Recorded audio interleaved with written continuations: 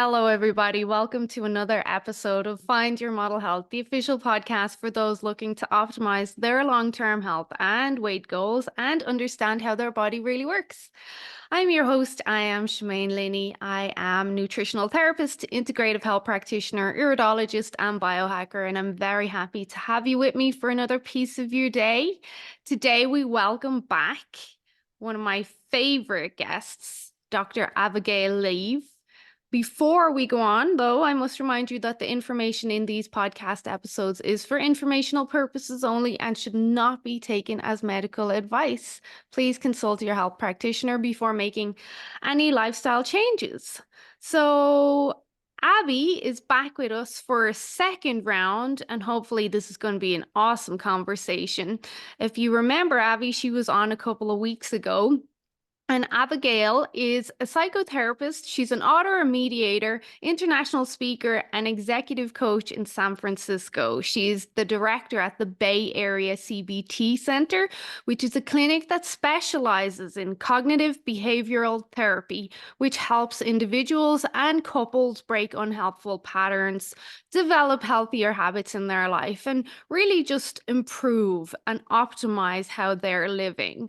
So Abbey has been featured at numerous conferences and in many news outlets like Forbes, the New York Post, the Huffington Post, and I'm very happy to have her back with me. We speak regularly, Abbey, and I wanted to have you back for a more casual conversation, just kind of about society, why people are so stressed and unhappy, and let's see where it goes.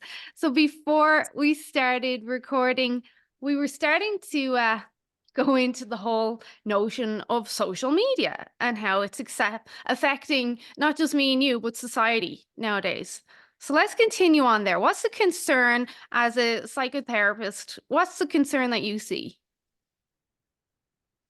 My concern, it's difficult to know where to start because there are so many concerns. It's just Yeah. so concerning. But the way that the algorithms work and the way that social media and marketing works, and it's been, especially since AI has now really escalated the type of brainwashing that occurs on social media and in relation to marketing. Because the way that it works is that, well, the content is getting shorter and shorter, like people's attention span is getting shorter and shorter. Things in relation to therapy, it's getting simpler and simpler. Like I see it, it's like I've never been a big fan of social media, but at least at some point, um, there were more accurate videos that would go into detail and would explain things in a more nuanced way. Mhm. But the more that social media grows and the more that psychology, like the being popular, the more that that grows in social media, it ends up being diluted and kind of bastardized and distorted. And there's a lot of misinformation. And I find it very concerning, especially that uh, it's like in order for a post to do well, like either a blog post or we'll say a social media post, Mhm. somebody posts something and they have millions of followers, so it automatically becomes, you know, spread everywhere. And everybody else who doesn't have a lot of followers, in order to be seen on Instagram, needs to find the posts that are already being followed by so many people. Because the way that the algorithm works is that, let's imagine, if somebody comes up with a post that's like, Ooga Juba therapy will save you from anxiety overnight. Mhm. Now this goes viral and everybody's now searching for Ooga Juba therapy. Mhm. And all the other people that don't have as many followers, if they say some things about Ooga Juba therapy and they hashtag Ooga Juba therapy, their post is more likely to be seen. Which then what happens is there's a lot of Ooga Juba jibber jabber out there that is nonsensical and doesn't make sense, and it becomes more and more corrupt. Like, for example, now with AI, Um, I will have, anybody that has a small business now has to do marketing, and you have these little things that tell you what kind of the keywords and things that you need for your blog posts or your Instagram posts. And there's a lot of things that you have to add, even though they don't make sense. Like, for example, saying the word negative feelings. I'm always supposed to say negative feelings. The blogs don't do well unless you say negative feelings, even though as a psychologist, I don't believe in such a thing as negative feelings. Like, I have blog posts where I have to use the word negative feelings, and I'll say, you may think that a feeling is a negative feeling, but all feelings are just information Mhm. about what we're needing and about our values. But the point that I'm making is that it's diluting the psychology field. It's simplifying and bastardizing very complicated processes that are being diluted and then going viral. And it's really concerning because then I see people, like I see posts that are so just jibber jabber, like I saw this post about how like pulling on your ear relieves anxiety, but it doesn't. It really doesn't. You can pull on your ear. Like, if pulling on your ear relieved anxiety, we would have already known this like hundreds of years ago. Yeah. It's not like TikTok would have figured out that this move relieves anxiety. But more and more, that's what people are searching for. They're Mm. not searching for in-depth therapy. They're searching for like pulling on the ear and having this miracle occur. And people need mental health information right now. Like, people are suffering. It's And almost like they're not looking for quality. They're looking what's something quick, the quick fix and simple that I can do right now. But that doesn't mean it's accurate. That doesn't mean it's quality. And for practitioners like yourself and I, it's super frustrating because we know it's a lot more granular than pulling on your ear. Or I saw one take this basil daily. It will cure all of your ailments. I'm like, right, oh, come right. on. but I mean, but the you general can get people to population. just start patting and like, "Bark, bark, bark," and do silly things because it's getting sillier and sillier, and people are buying into these ideas. And it's becoming quantity over quality, Mm. and doing the simple thing. Uh, And it's concerning because the dilemma there is that then people start wondering, what's wrong with me? Like, if I'm pulling my ear and I still feel anxious and I'm tapping here and I'm doing these I'm things and doing everything right. I'm Yeah. exactly, and Yeah. yet I'm suffering. And what happens is these things end up pathologizing people. People end up feeling, what is wrong with me? Mhm. I think a lot of these influencers, whether or not people like to hear it, and I don't consider myself and yourself influencers as much as we're practitioners, but these Right. influencers with these simple, quick fixes, like 7-day plan, whatnot, dare I say, I don't believe they actually care about the health of people more so than getting the likes and the sponsorships.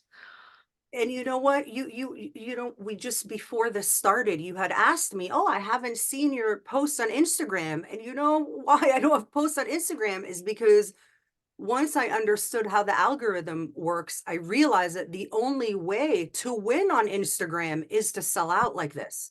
You can't really do well because you have to keep going. You need the new content and you need new words that are maybe jibber jabber or not, but that's what's selling and that's what's getting the views and getting the likes. And these influencers have to keep it up all the time. And you can't really keep it up and also be ethical and be about what works. You can't do both. It's very difficult. There also needs to be a line of integrity, I think. I just don't feel aligned with doing something like that. I think we should bring back the yellow pages and then people can just look us up and we see people in real life, in person, and have that human connection because social media is destroying our mental health. And I'll say that for myself, it affects my mental health. As a psychotherapist, what do you think, apart from the quick, sharp attention span aspect of it, what do you think social media is doing to us now? It's even more concerning with the AI, because at this time, like, AI is almost brainwashing us, it like feeds off of itself, because the more people talk about a particular topic, the more AI talks about it. It becomes this self-fulfilling prophecy that feeds off of itself.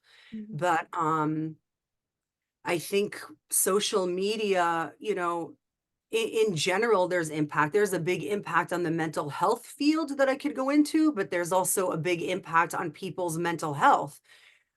Feeling insecure, feeling bad about yourself, feeling not attractive enough, feeling, I think also these quick fixes and ways that people are talking about how you should be feeling, that makes people feel like something is wrong or broken about them. Mhm. Social media makes it seem like, right, all of people's good moments are out there, and so you feel like you should have all of these good moments all the time.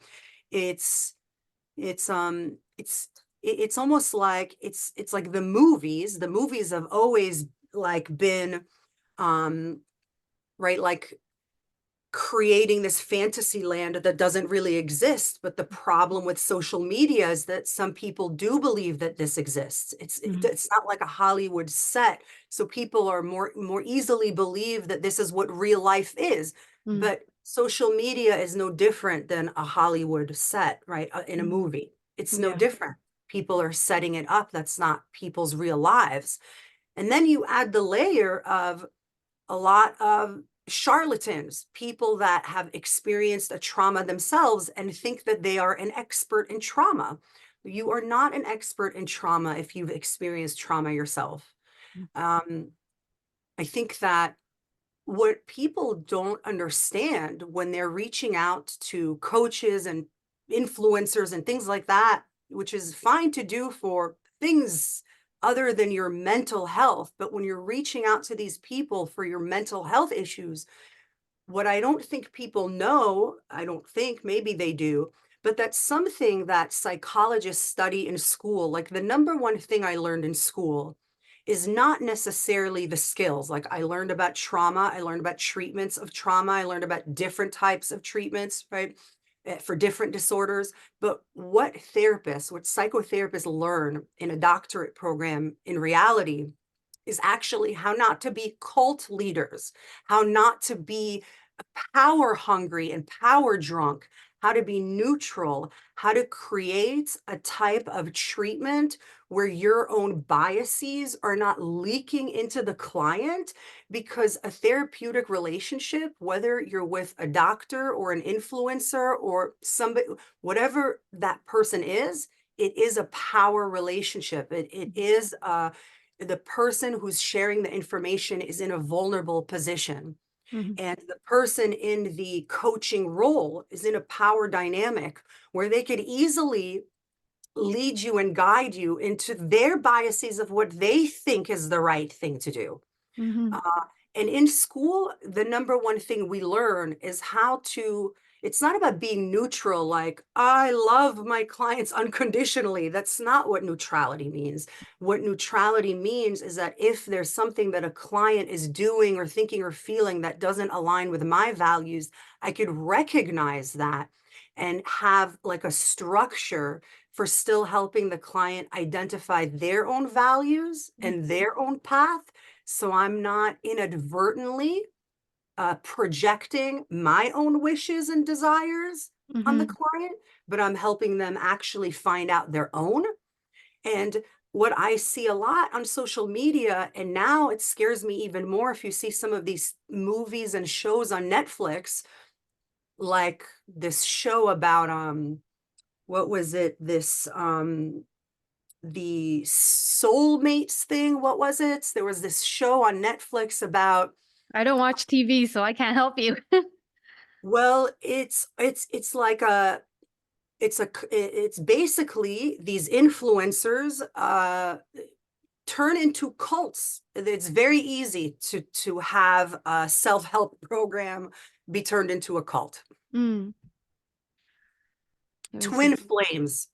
this twin flames. They started talking about twin flames online, and then they created this whole program, and all of these people joined this online program. And long story short, it became very corrupt, and it was a cult, and they changed some people's gender. Some people changed their sex, had sex change operations because these people were trying to find their soulmates.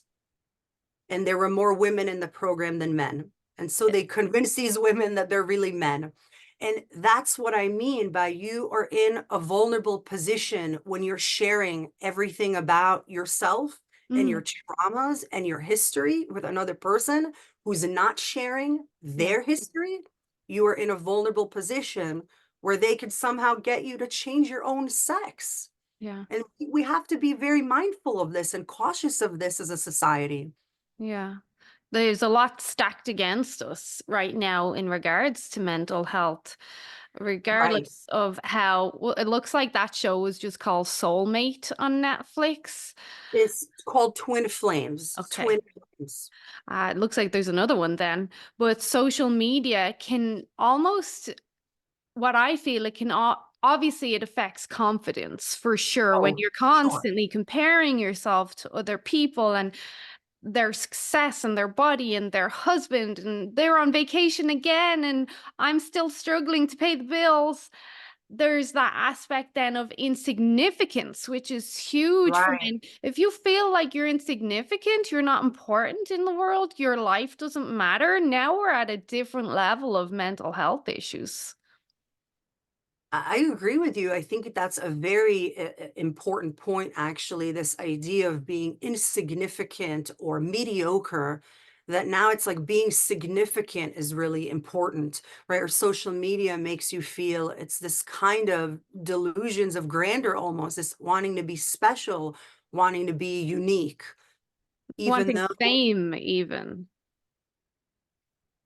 And yet fame has always existed, right? But I guess social media makes fame is added like a new type of dynamic to fame, right?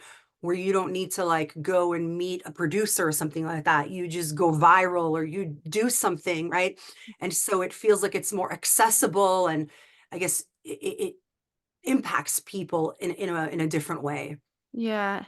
People, we want to be important on social media, but it's me and you both know, many people know it's more important to be, or it's better to be more important in life and around the people you love and care for, like that real human connection. But we've somehow flipped it. And now we're playing the opposite game, and even marriages are falling apart because social media is destroying us. Well, I think too, there are things that are happening in the world right now that I guess make fantasy more tolerable than reality, right? Like we're having so much pain in the world. We could look at what's happening with the wars in Russia and Israel and Palestine and these protests that are happening, right? And the women's rights that are being taken away in the United States. Now women can't freeze their eggs in certain states. And so I think the more the more that we're struggling in real life, the more there's an urge to escape, of escapism into fantasy, into this kind of this is where I'm important and special and unique. And so it works both ways, right? Mhm. Like there's a corruption and distortion in social media, and also a kind of tearing you down. And there's also this trauma that's happening in real life. We had like a global pandemic, and people are traumatized and still grieving and struggling. And there's wars, and there's a more uh, division in the United States than there's been in decades. Mhm. And if I'm honest, I can't blame people for wanting to escape Right, reality. There's times where I just want to get away. I'm sure you do too. You're like, I've had enough. Adulting is overrated. I would right. rather go to the gym and a book, but I know a lot of people will just get sucked down the rabbit hole, especially teenagers. Teenagers Now, I have a teenager, so I can speak on this. They have no idea what real life is. They just want to hide Right. behind computers in their fantasy land. And regardless of the mental health aspect, it's stealing them of real life and real experiences. And they think this is the it thing now to do. Right. So with that said, what do you think of the whole virtual reality trend? What do you think about whole Mark Zuckerberg's idea of the metaverse and people will no longer want to be in reality, they will live in the metaverse? Um, I think that no matter how much people engage in virtual reality or in social media or whatnot, uh, there isn't one single human being in the whole entire universe who would prefer to be with a computer than a real interaction. But we're always going to be longing for real human contact. Like people need physical touch and support. We're interconnected creatures. We're social creatures. We need to attach, Mhm. and it's quite different to attach um in this way than in a very genuine, authentic, real life way. So I don't have like a moral judgment about it. Do it, why not? But I don't think it'll be gratifying. I don't think it'll be very satisfying. You know, it's interesting because if we think about trauma in general, uh, survivors of trauma do use fantasy and dissociation, right? Like it's almost like social media has taken a defense mechanism that already exists, right? Like if people are being, you know, raped, or they're in the middle of combat, it's the most effective thing to do is to dissociate, right? Is to just go into fantasy and check out of reality and really just check out of the trauma. Mhm. Uh, but the thing is that it's not effective as a coping mechanism in your daily life. You don't want to be dissociating when you're with your children. Yeah. But once we start the mechanism of coping through dissociation, it becomes harder and harder to stop dissociating. We use it more and more and more. So I hadn't thought about that like that, but it's almost like social media is almost like flaming this type of defense mechanism, making us dissociate more, and also not acknowledging the real trauma that we've been through in the last several years. So Mhm. it's like a type of gaslighting and pretending like nobody Nothing should be happened. traumatized. Yeah, we should all Mhm. be really happy. Mhm. Everybody's on social media having a great time. The last few years have been fantastic. People are going on vacation. And so part of not looking at the suffering and trauma that has happened and then creating this whole other fantasy world. So I agree with you. How could we blame people for wanting to escape pain, right? And Yeah. be, yeah, I disagree with you in the aspect of I do think maybe a very small, minute percentage.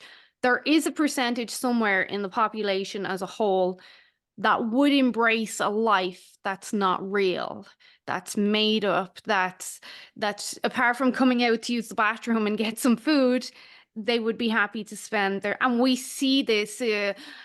Myself and my husband were talking about the Sydney stabbings there that happened last week, and the father was on the news talk like he was like I was so upset and I did everything for my child to give him a good life, but alluded to something to do with he was always on computers, he couldn't get girlfriends, and this upset him. And a lot of young people, they lose the skill set to be human. And I know that's a bold statement, but it's true. And I have two boys. I think I'm in a position to say that.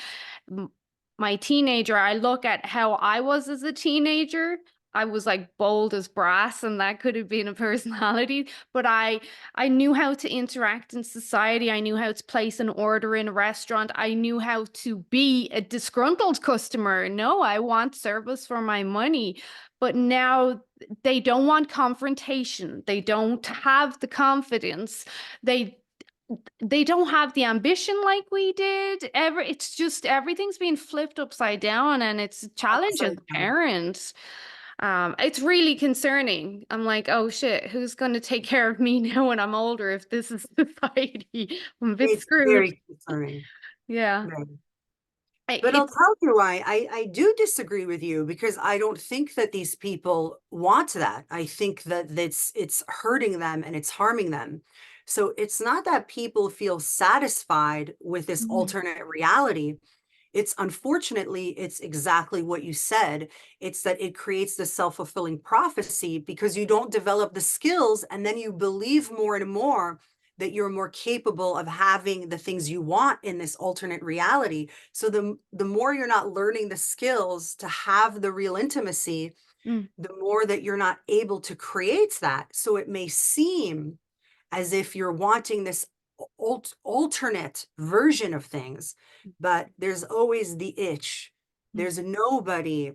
I think they all have a sense that there's something else, but they don't believe that they're good at that, or that they could have that, or mhm, or that it's possible. Some people may believe they don't have the skills. Some people have really awful stories about other people. Other people are not trustworthy, or they're bad, or they're this.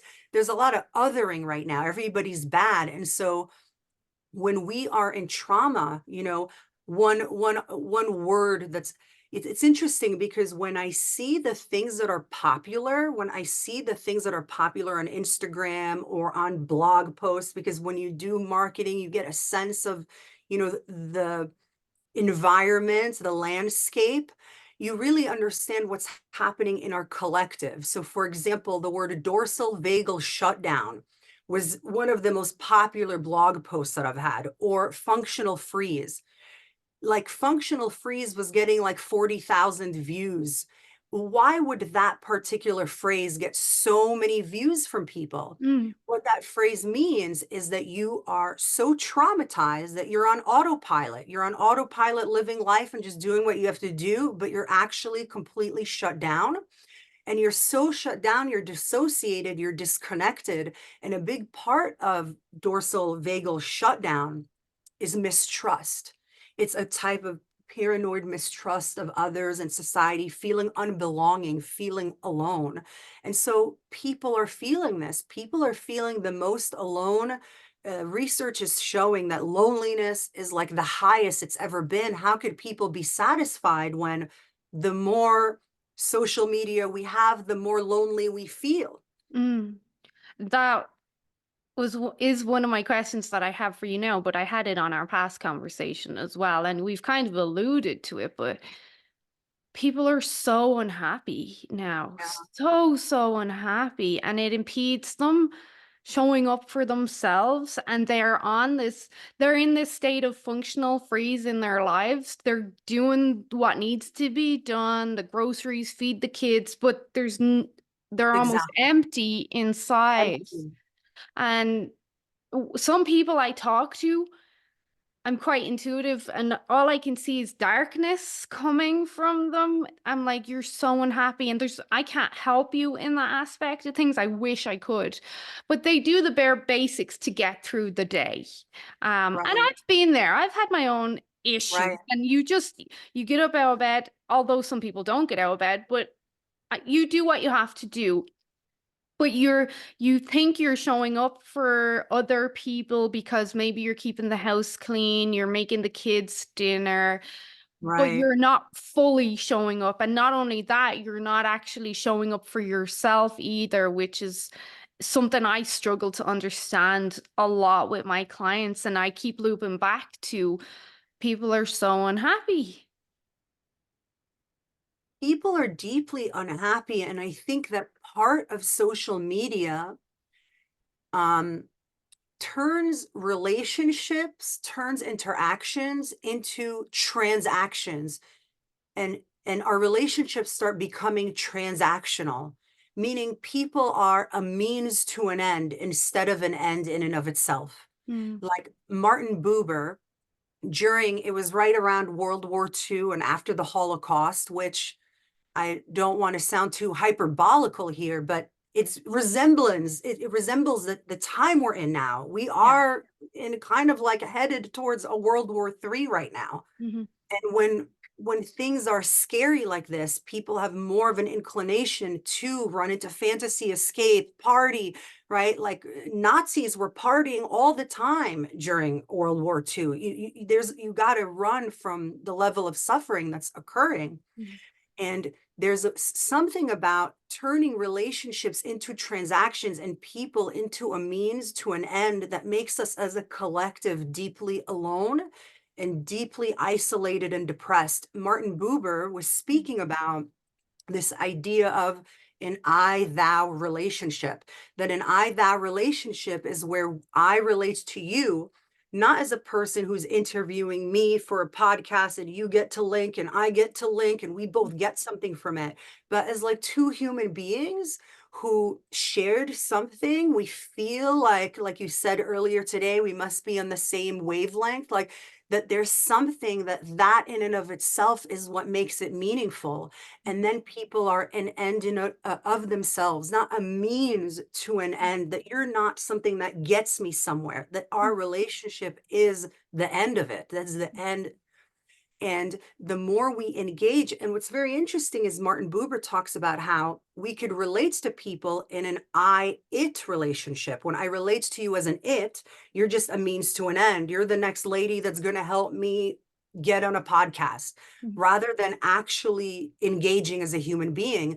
And what's very interesting about that is you could also engage with people as an it relationship, where I see you as a means to an end. I also view myself as a means to an end instead of an end in and of myself. And I think that that's what's happening in social media right now and in the United States and in the world, is not only are we seeing others as objects, as an it, as a means to an end, but we're seeing ourselves as an object, as what I could do for you, what I provide for you, how I show up, how I look, how I appear as an object to you, rather than a subjective person in this experience. And it's leading to a type of existential isolation and a deep angst in Mhm. humanity, in the collective. That's really, really interesting because what I pick up as you're saying that is like, not only are we not important to each other, although we might think we have relationships, they're not real relationships. I mean, we were talking even before this. Since we first met, I've tried to maintain because, like, I liked you, I clicked with you, I wished you happy Christmas. I wanted it to be more than you're doing something for me and I'm doing something for you. Um, and that's interesting that you say that because one of my flaws, as I put it, but you probably don't agree it's a flaw, but right now, with the way society is, to me, it's a flaw. Many of my clients say I care too much. I care. I really like want to help people. But it drains me. It makes me almost unhappy at times. And I know my clients are going to hear this. So this is me kind of opening some pay. It's tough. I've always wanted real relationships. I try to bring my people together. I always interact. I ask them how their day is. I'll always say good morning to people, always say have a good day or whatever. Manners, I think, is a part of what we're talking about. And some people, a lot of people I've noticed will just message me without even saying good day or good morning. And I don't know if that's my upbringing. I find that very rude. But I like to have relationships, real relationships with people. Like, you're not just paying me to help you. I actually do care. And that it's lost in the percentage of the population. And then for Yeah. those of us, myself and yourself, we're on the other side of the spectrum. And because of that, that can almost be harder on us because we feel it more. Um, I know I said a lot there. no, I agree with everything that you said. And I think that, I think that that's why I'm here today, right? Like, I think very quickly, me and you had an I thou relationship, right? And I don't think it's because of the small talk, because I don't think in any email we've ever had that I've ever said, like, good morning or how are you, or do those things. But as soon as we talk, me and you We are always there's something very genuine. There's no agendas. It's just Mhm. very genuine. Yeah. And I agree with you. I think that the more people are scared and the more we feel alone, the more we go into this type of transactional relationship. And that feels very lonely. I'm thinking about this notion that you're saying right now, that it's harder for people who care too much. Um, Because if we were just in the it scenario, there would be almost no emotion attached. It would be almost right, purely marketing and financial, a means to an ends. There would be no right. emotional, there'd be no energy there. And in some sense, as I'm saying it, I'm like, that sounds almost glorious, easier because there's no pull. There's no pull on the energy. I guess for me, I just don't believe that anybody wants an it relationship. Well, Like, yeah. right? It's like it's enticing and we want it sometimes. And but I don't believe, I think that uh, if somebody is born and lives for an entire life and dies at like 70 or 80, nobody is free from the fact that we're all born into this absurd world alone. We're just born alone. And ultimately, we die alone. Mhm. And I really do believe that every human being on their deathbed, and maybe this is my delusions, right? Like maybe I'm completely delusional, right? But nobody's facing their deathbed at 70, 80 years old who have lived a full life and sits there and goes, my 80 million views on Instagram makes me feel fulfilled. But Mhm. I feel like I'm ready to go. I could die now. Yeah. My life is satisfying. Yeah. I don't believe it. I don't. I don't Yeah, care I how agree. narcissistic they are because I've worked with narcissists. I don't care how depraved they are or superficial they are or how much they say they enjoy it. Nobody could live this in this world and on their deathbed be satisfied being in it or Mhm. viewing others as an it. It's a deeply painful experience for humans as a collective. Mhm. I agree. So then that loops it back to society as it's being designed now, as it's forcing us to live. And maybe that myself and yourself haven't fell into that idiot kind of relation because we're not as easily maybe manipulated as other people. Maybe that's something that could be going on. But I agree, nobody's going to lie on their deathbed saying, I can't believe my video went viral. They'll be thinking of the glorious memories they had with their family and traveling and whatnot. And I mean that not just literally, I mean it figuratively, that even if there's a lot of people in their life that maybe, uh, were walking around them and telling them what they want to hear and kissing their ass, and you know what I mean? That somebody who lives their whole life filled with it dynamics feels deeply dead inside and empty and alone, and it's harming society. People are not meant to be an it. So if Yeah, we go back to, I want to make sure I cover this properly, why people are so unhappy on an individual level.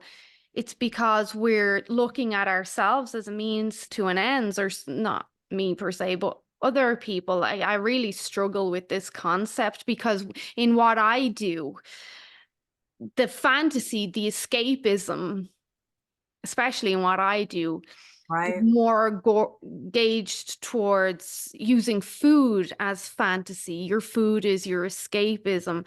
right. Apart from the health crisis we have now on all levels, cancer, cardiovascular disease, obesity, the whole lot, without getting even into the mental health issues. Now people are so unhappy. They're struggling to show up for themselves and they're using bad food habits as this fantasy, as this escape. And it's I can't think of the word, but it snowballs. It just keeps going and going and going. And if we were to like dig deep, it all comes back to why are you so unhappy that you're trying to self-medicate with food? Yeah. It's it bothers me a lot because of what I do, and back to because I care. I actually want to see people, and I have a lot of faith that people can change and take responsibility and come out the other side 10 times better and happier. But in the interim, it's I can't even put it into words. I'm like, how do we get them past that unhappiness that they can continue to show up for themselves in real life and have like not just a real relationship with other people, but with themselves, a real relationship with themselves, and not just be on autopilot all the time. You know, it makes me think like Pema Chodron, who's this Buddhist lady that I love. I think she's just, Pema Chodron is somebody to listen to. She's just an amazing person. Mm, But one thing that she says that's a little cheesy, but I deeply believe in it. She says there's two kinds of selfish people. There's the selfish people that are self-obsessed, right? They're greedy and they want things for themselves. They're just selfish, you mm, know? And then there's the selfish people that recognize, um, they recognize that giving to others is actually the most selfish thing you could do, meaning giving to others is about you having a beautiful life. It's not about the other person. mm, And that to me, like, it could sound very like cheesy if you just look at it like it's, you know, like a statement, but I deeply agree with this. Like, and there's a lot of research that shows like the more we think about I'm unhappy, how do I become happy? The more we're absorbed with ourselves, the more unhappy we are. mm, But the more we focus on how do I make you happy? You know, what's happening for you? mm, The more that we focus on, I could contribute to your life being meaningful. Like I could be a part of being the tiny, you know, like in a domino effect of kindness or happiness. Like I could have like the tiniest little speck of helping you feel a little bit better. But there's no bigger joy. There's no bigger joy than contributing to someone else feeling happy, feeling confident, feeling excited, right? Like that's what's more selfish than that. It's because you all about, want the joy, the feeling good. So I want to help people so much, not just to make an impact on their life, but because I'm craving this feeling, which is selfish. and I'm not saying it for the purpose of going, it's bad or it's Mm, selfish. I'm saying that actually the best way to take care of ourselves, the best way to take care of me is selfish. it's we're interconnected. It's the same.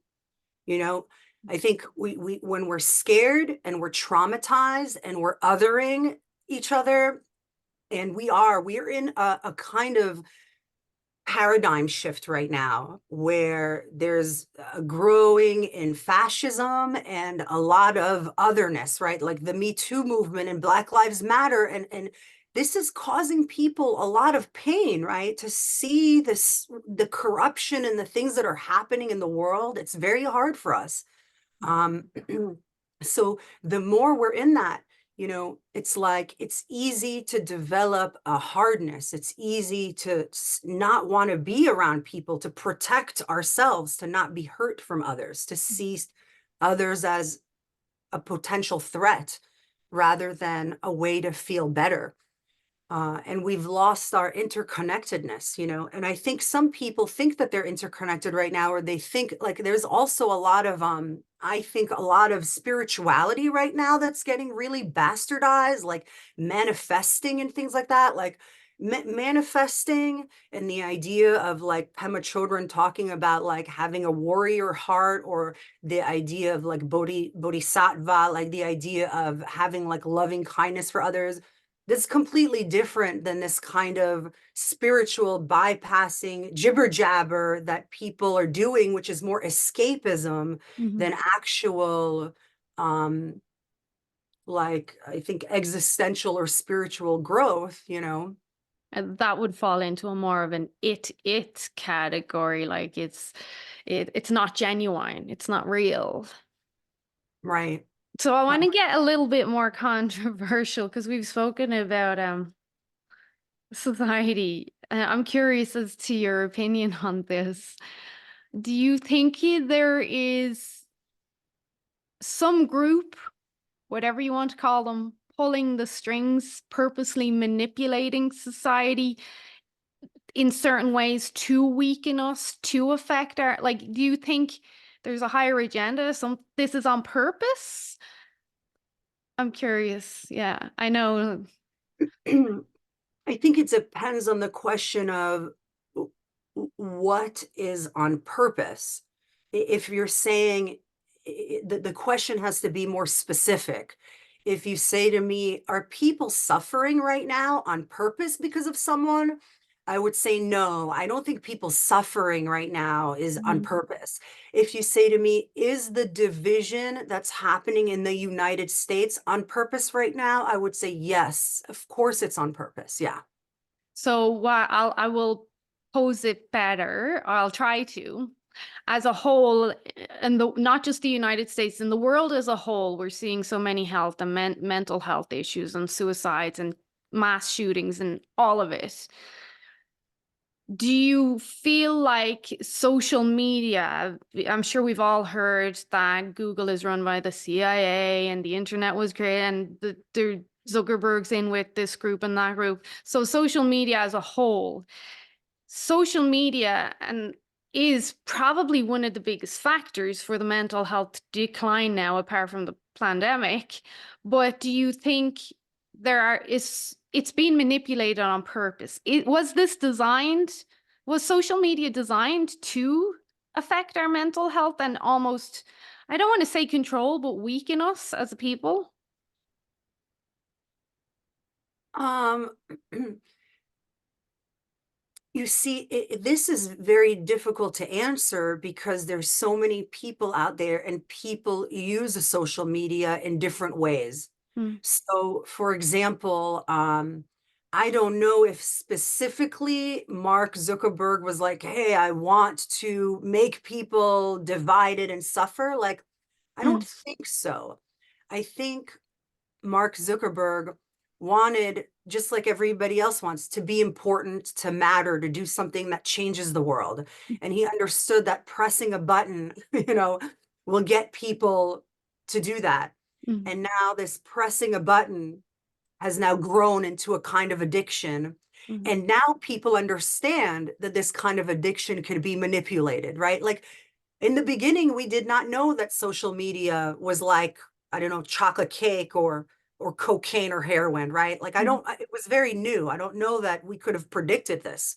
Yeah. But certainly now people know, certainly Putin knows that he could manipulate social media to get United States to vote the way he wants. And certainly certain people use it in a manipulative way.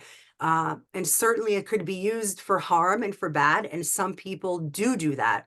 Mm, I don't know that anybody that created social media could have had the whereabout to even predict, right, like where we're at right now. I mm. think it just started with something very simple, right? Like, I want to do this cool thing that will make me money. See And where it then it goes. grows, it grows, it grows and grows. And now, yeah, there are people for sure that are using social media for propaganda and to manipulate. And I think part of why everyone is so scared on a subconscious level is because we have always, human beings know that wars exist, and bad things exist in life. And pandemics have happened before, but we've never had a war on such a global level. Like we've never had a war with AI that could mimic a person and pretend things and manipulate our brains. And now we're in unmarked territory that we've never been in before. And there is a type of fear and dread in our collective. Um, and there is a power struggle, Mm, meaning there are certain people that want us to progress and move forward and have people have more rights and more equality. And there are people that want it to be more like the 1950s. There's a recent study that showed that most Republicans believe that we have regressed since the 1950s. So what that means is that they want us to have the world look more like it did in the 1950s, that we went backwards since the 1950s. So yeah, there are people, but people in positions of power could always, right, find ways to manipulate and send messages, right? Like that's existed before social media. Mm. So I don't know if it was created to intend to do this, Mm-hmm. but I think any new technology can end up causing good and a lot of harm. And there are people that use it for harm, and they are very aware that they're using it for harm. They're using it for brainwashing. They're using it for increasing their own power, control, and resources, for sure. Do you think, back to the AI topic, because you mentioned it again there, do you think as a collective we are afraid of AI and what the potential outcome could be? I heard Joe Rogan say the other day that if AI was allowed to continue the way it's continuing, eventually AI in a couple hundred or thousand years could be in itself godlike, be a god. Like there's no end to the power AI could have and the manipulate. Like you could be, for what I see now, you're Abby, you're real, you're you, Right. but you could maybe your AI, they replicate us some, and I would not know the difference. It's altering what I believe to be true and not true, which is the manipulation. But do you think deep down we are concerned? Hold on, this could get out of control. I can't speak for everyone. I don't know if everyone is terrified, but I'm terrified. Yes, I am absolutely. Yeah, I mean, most people are talking about AI like it is a complete existential crisis and it could be the end of the world. And yes, I do believe that. I don't know if it's imminent or it's going to happen soon, but if we don't find ways to have some sort of, structures or consequences or regulations, this is completely unregulated. A couple of days ago, I was wanting to write an article and it was quite controversial and a bit political. And I was writing it and I said to AI, because I often will talk to my chat GPT and I'll say, edit only for spelling and grammar, only edit Mm. for spelling. And then I'll ramble, I'll ramble, I'll ramble. And then AI will make everything that I said all much nicer, Yeah. but it still does what I say. Like Mm. it's not just saying random things. And in this moment, it was refusing to write it, and it kept saying that I'm violating some sort of thing. And I kept saying, just continue to write. And it kept changing things and it kept changing things. For example, one time I wanted to write an article about how BetterHelp is corrupt.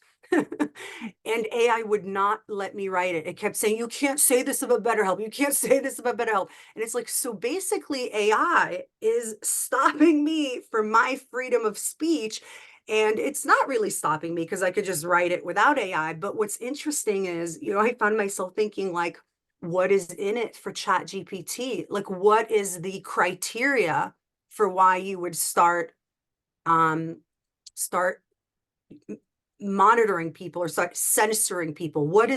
Who decided on this criteria? Who decided that I don't have the right to talk about how BetterHelp is corrupt? Mm. Uh, or how the fact that I don't think that therapy is effective through texting. Like I just don't think that's effective. Um, and yet AI, like who decides this? And so when we're or even for example,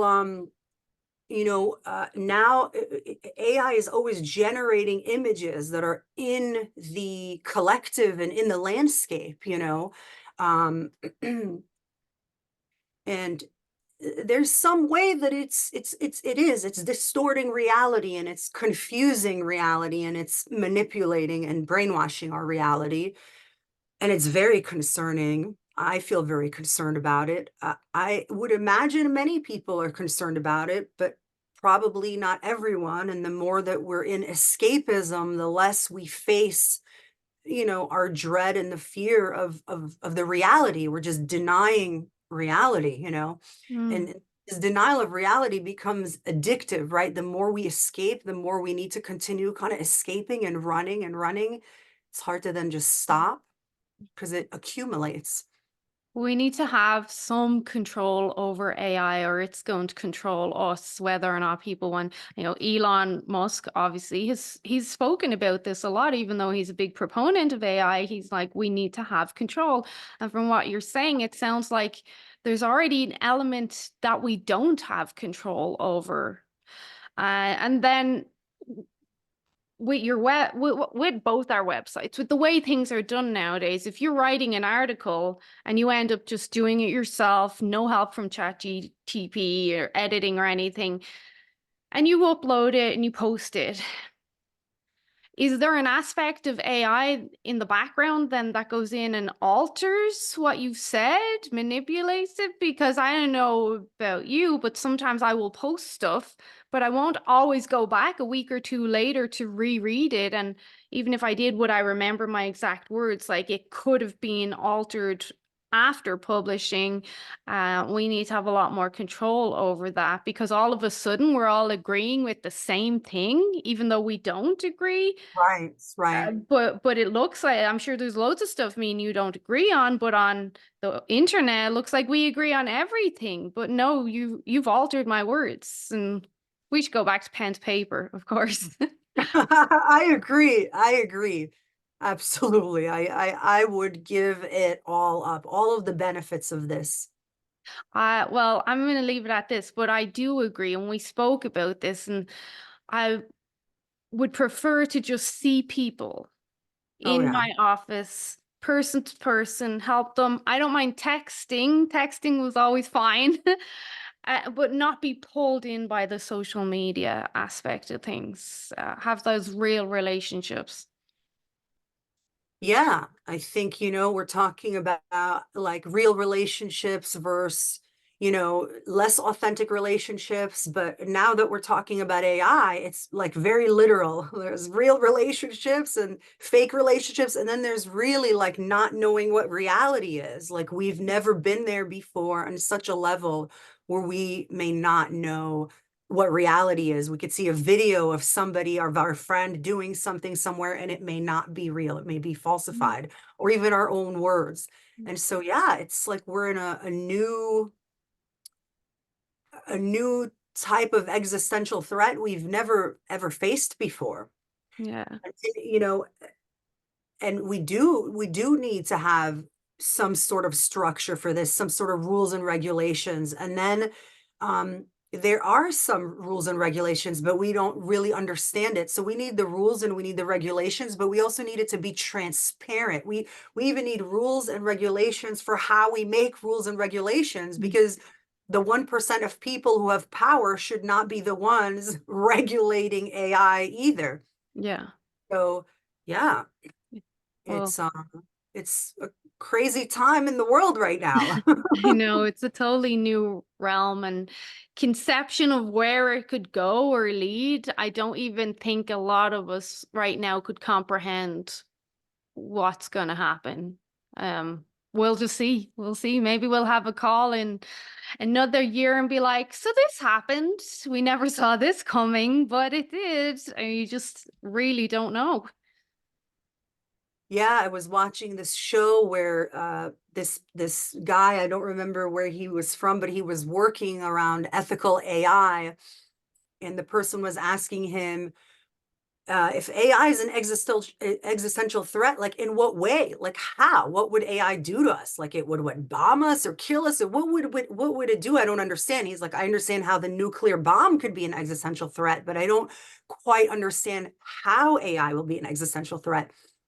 And the guy kept answering in very general ways. He's like, well, and the other guy's trying to be more and more specific. And at some point he said, the other guy was like, you know, it's not worth talking about because just saying it out loud puts it out in the world and starts giving AI ideas of how to do it. And Mhm. that moment was really like, whoa, for me. It was like, wow, this person who's in it very deeply and trying to make AI ethical is too afraid to talk out loud Mm, next to the idea that we're training and teaching AI and that we shouldn't even give it ideas because it grows on an exponential level. mm, So it was, such a crazy moment because mm, it's like, are we going to be afraid to like think in our heads, right? Like, we talk to a friend and then we see an ad about whatever we talked about, like on mm, our television, right? Like, is AI going to be learning and knowing things about us before we know those things about ourselves? And it is growing exponentially in a way that we can't comprehend. We can't possibly even articulate what could happen. That guy, he's clearly genius. He realizes not only the fear factor, but how smart AI already is compared to us.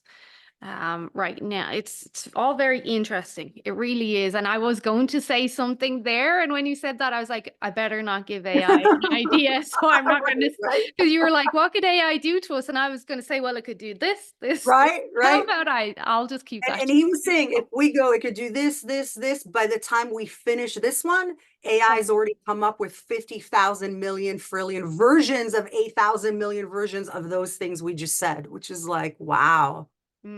Yeah, I know. I always find it, I'll let you go now, but I always find it humorous when somebody still, they'll say, "Oh, I was just talking to you about this and look, it's on my phone. Isn't that funny?" I'm like, "Come on, you can't really believe that that was just coincidence." Like, And then we have to be really concerned about our escapism and the way that we get into social media and we're allowing the escapism while we're not noticing that we are being controlled and we are being subtly brainwashed and we are being manipulated.